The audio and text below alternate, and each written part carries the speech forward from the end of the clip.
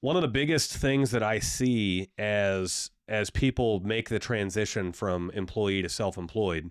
So the general flow is employee, self-employed, business owner, like business owner / CEO, and then investor, right? You start out working for somebody else, then you start your own gig, and then you bring people onto the team. When you start your own gig, you're self-employed.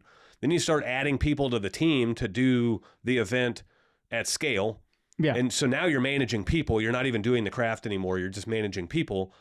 So now you're like business owner, CEO type thing. And then you want to grow even out of that and have somebody come in and manage your business for you.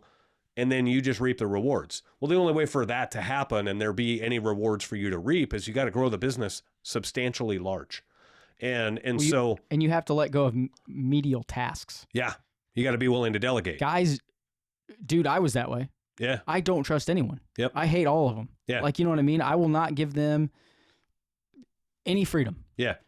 And I knew that. Like, I had severe trust issues when I was younger. Yeah. You know, it's the truth. Yeah. And let's be honest, guys that go and then they're one-man shops, like that's their biggest thing. We hear it all the time. They say, I don't want to trust them because they could tarnish my name. Yeah. Like that's the number one thing we hear when it comes to hiring. They don't say that right out of the gate. It always starts with good help is so hard to find. I can't find anybody that wants to work. And it's like, no, there's plenty of people that want to work. They just don't want to work for you because you don't have a career path for them. You don't have a growth plan for them. Yeah. It's a dead end job working for you. You're unpleasable because you don't trust them. So you micromanage them. And then like you second guess every little thing they do. Like who would want to work for that? No one. Like no matter what I do, it's wrong. And you're going to come and tell me I sucked. Yeah. And you're going to come and like the older you get, the better you used to be. Kind of. That's good. Like there's a lot of business owners that are like, oh, I could put in 17 water heaters in one day. No, you can't, buddy. Like if they're all in the same room, maybe. Well, and that's not the manager you want to be, right? Like, no. Like I've been a part of some big projects to where like I want to say the most toilets I've ever set in a day is like 20. Okay. That's a lot of shitters. That's a lot of toilets. It was in a nursing home. All the stops. So they're just like it's door.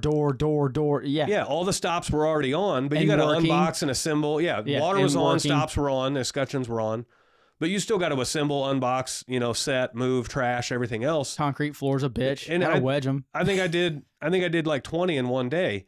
But I don't go bragging saying like I can set 20 toilets in a day because that was perfect conditions that aligned perfectly. Material on the job, part of the work's already done. Like, I don't go to my guys and be like, it took you an hour to set a toilet. You suck, bro. You suck. You know what I mean? Like, but there's a lot of people out there that instead of taking an opportunity to grow and develop your team, they take that same opportunity and waste it by bragging about how well they used to do or did once in perfect conditions. Yeah.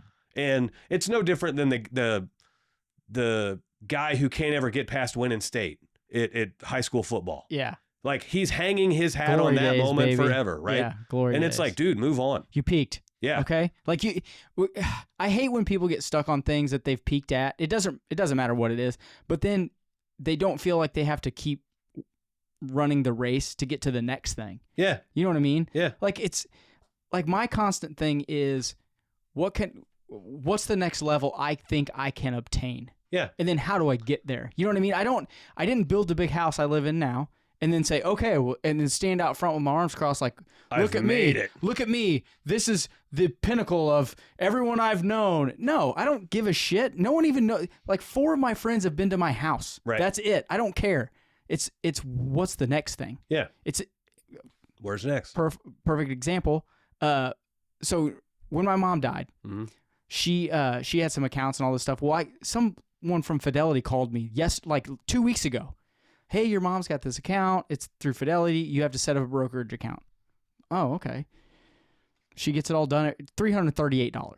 Like it's no money, And so I knew, and I think like I had a good idea going into. I was like, this ain't gonna be nothing. Yeah. So I got $338. My brother got $338. My sister got $338.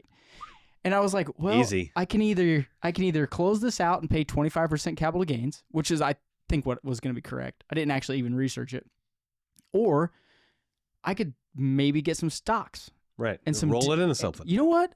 I've got this account I've already been forced to open. Today, I took out a bunch of savings and bought dividend stocks. Yeah. And I'm going to keep them.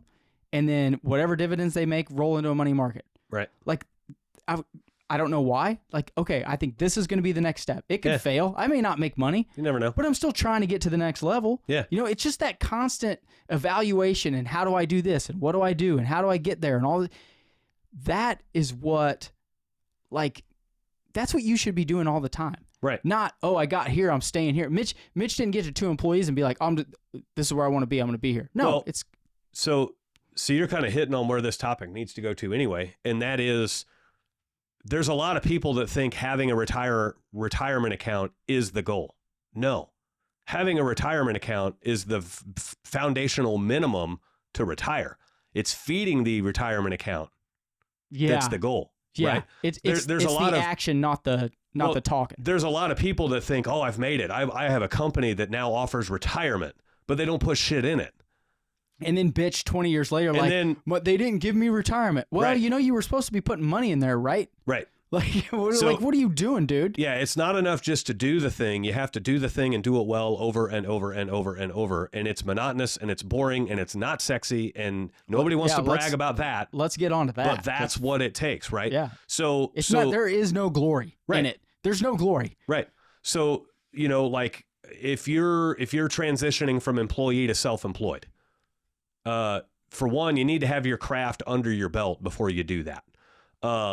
Because the moment you now own a business, even if it's technically you're self-employed, so you own a business, but a business is something that can run without you there, right? Yeah. So, but like the moment you do that, you're now no longer a plumber or a painter or a tile guy or an HVAC guy or anything like that. You're now a business owner and your role is get work. Yeah. That is your role. Nobody, like, I'll use plumbing, for example. The moment you flip over from plumber to plumbing business owner, nobody cares how beautiful that water heater install looks anymore.